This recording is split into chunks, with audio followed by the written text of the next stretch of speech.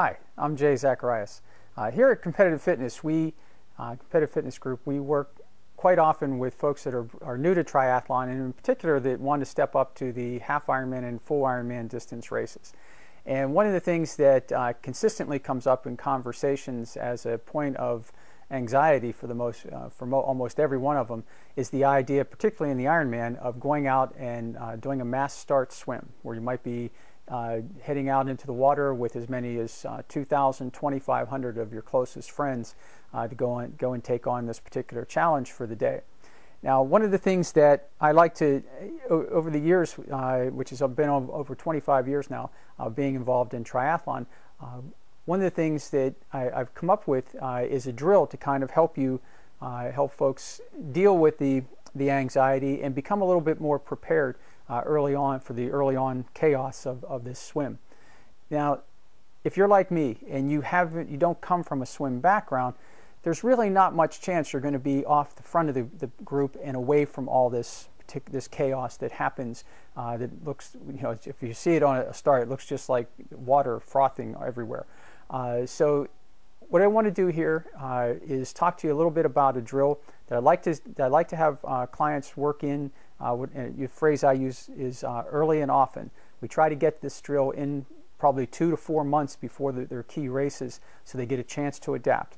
The name of the drill is a head-up swim drill with pool buoys, and what it's designed to do is really 3 things.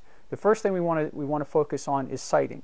Unless you have a really good ability or access to open water where you can practice sighting a lot, sighting in the open water can be really a very difficult thing.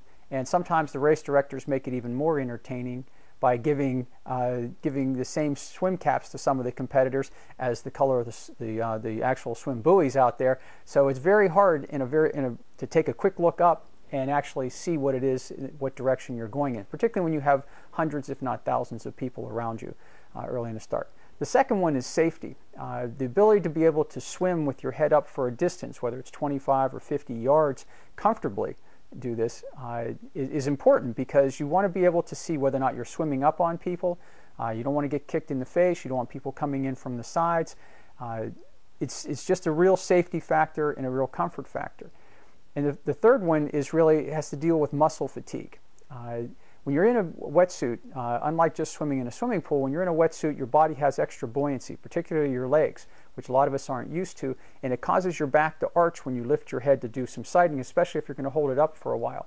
So what we've done here is we've put together a little drill that you can do. It's a very easy, simple thing to do to try and mimic that, so that your muscles get a chance to relax in that particular position, because you don't want to get out of the swim and start the bike with tight neck muscles and back muscles. You're going to get plenty of time to do that in 56 or 112 miles of cycling, and then getting off the bike and running from there. So the drill is very simple. You start off with anywhere from 5 to 10 repetitions of about 25 yards. You take a set of pool buoys, the floats you use over at the swimming pool, put them between your legs, and swim the entire length of the swimming pool with your head up. And what we're going to do is progressively extend that distance from 25 yards to 50 yards over a course of several weeks, and then to 75, probably a maximum of 100 yards, but doing 5 to 10 repetitions. And again, I come back to the phrase early and often. The earlier you can put this in, the better chance you have of your body adapting and being comfortable in this position, and really the better performance you can have out there during the Ironman. There's not much you can do about getting together hundreds, if not thousands, of people to practice this. You can only focus on what it is that you can do out there. And this one I found to be particularly effective for folks when they go into their first race in particular. Now, if you like tips like this, if you think this is useful to you, then I'd ask you to plug your name and email address in the box at the top of the page. And every couple of weeks we send out a newsletter dealing with same kinds of questions.